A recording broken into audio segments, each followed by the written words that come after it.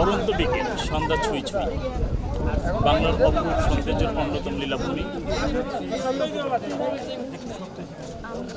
পার্বত্য চট্টগ্রাম। এই চট্টগ্রামের সেই ঐতিহাসিক যাকে আমরা বলি মেঘ পাহাড়ের এক অপরূপ সৌন্দর্যের লীলাভূমি সাজেক।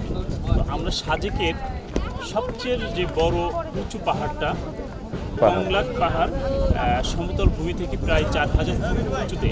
তো আমি প্রিয় ভিউয়ার্স, আমি ঠিক এখন এই মুহূর্তে সমতল ভূমি থেকে 4000 ফিট উঁচুতে কংলাক পাহাড়ের উপরে দাঁড়িয়ে আপনাদের সঙ্গে কথা বলছি এবং এই সাজেক পাহাড়ের যে অপরূপ নৈসর্গিক সৌন্দর্য, সেই সৌন্দর্য আপনাদেরকে দেখাবো।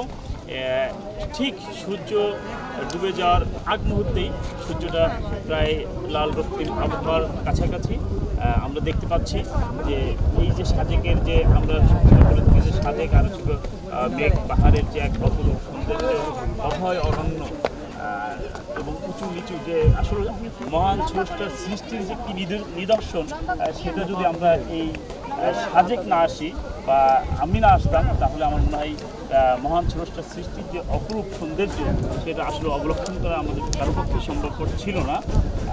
প্রাকৃতিক সৌন্দর্য যে একটা কল্প কাহিনীর বাহিরে দাঁড়িয়ে আমরা সেই মহান স্রষ্টার সৃষ্টিকে সত্যি প্রশংসা করতে কৃত্রিম আমরা অনেক রকম অনেক প্রাকৃতিক সৌন্দর্যের সব কিছু হার মেনে যায়।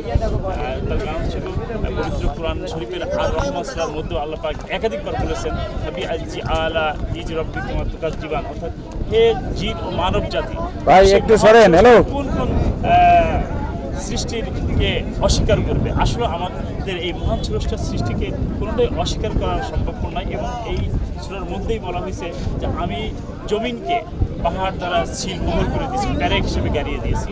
সেটা আসলেও যদি এই আর রহমান সূরার যে শানি নজুল, তো এই পাহাড়ে এসে দাঁড়ালে কিন্তু আমরা সেই পবিত্র 1500 বছর আগের যে নাজিল হওয়া কোরআন আল্লাহর মহান যে বাণী, সেই বাণীর সাথে কিন্তু আমরা অনেক কিছুই প্রকৃতির সাথে মিলাই নিতে পারি। তো একটা কবি সাহিত্য প্রাচ্য বাংলার আমাদের শ্রদ্ধা ভাজন কবি রবিউল সরকার, তার নেতৃত্বে আমরা জনের কবি আমরা এখানে আসছি।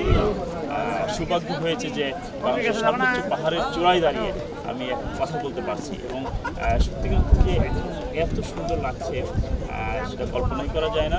আমি রবিউল ভাইকে বলবো যে আমাদের যারা কবি সাহিত্যিক আছে আপনার এই যে ক্যামেরার পিছনে, তাদেরকেও একটু দেখিয়ে দিন এবং এই কংলাক পাহাড়ের এই যে উপরে যে অনেক লোকজনের যে সমাগম, যে টুরিস্টরা আসছে তাদেরকেও একটু দেখান। সকাল ইকো 4000 উঁচুতে আমরা সেগুলো আপনাদেরকে দেখাচ্ছি এবং আসলে একটা ভয়ানক বিষয়, এখানে যারা দুর্বল রিনাদি বসেন বসেন, যারা হার্টের প্রবলেম ওইটার উপরে পিছনে হ্যাঁ বসেন, পারবে বা আসলে আমরা দেখতে পাচ্ছি অনেক লাঠি ভর করে এটাই পাহাড়ের চূড়া, এটা পুরোটাই দেখতে পাচ্ছেন একদম পাথরের। আমি কিন্তু ক্যামেরা নিয়ে হাঁটতে হাঁটতে পাথরের আমি রবিউল ভাইকে বলবো যে একটু ক্যামেরায় দেখিয়ে দিন। এই যে ইয়াং অনেক যুবক ভাইরা সেই সমতল থেকে লাঠি নিয়ে যে উপরে উঠছে, আমরা কিন্তু ক্যামেরা সহ লাঠি ছাড়াই কিন্তু হেঁটে হেঁটে এই 4000 ফুটের উঁচুতে আসছি। দেখেন অনেক টুরিস্টরা 20 বছর 16 বছর 25 বছরের যুবক 40 বছরের, তারা সকলেই কিন্তু লাঠি নিয়ে, বেশিরভাগই লাঠি নিয়ে উঠছে। তো আমাদের কিন্তু সৌভাগ্য হয়েছে, আমাদের ওই এনার্জিটি আছে, আমরা এই রবি সরকারের মাধ্যমে কিন্তু আমরা যারাই উঠছি এখানে ক্যামেরা নিয়ে লাঠেজ নিয়ে আমরা কিন্তু এই 4000 ফুট উঁচুতে আসছি এবং আপনাদের সঙ্গে কথা বলছি। কী দুঃসাহসিকতা দেখাচ্ছে আমাদের রবিউল ভাই, সে একেবারে ক্যামেরা একেবারে কোনায় নিয়ে এসে, আসলেও মানে এটা একটা দুঃসাহসিকতাই বলবো। রবিউল ভাই আপনি কিন্তু সাবধানে ভিডিওটা করেন, ভিডিও করতে গিয়ে একটু বেখেয়াল হলেই কিন্তু বিপদ সম্মুখীন হবো আমরা।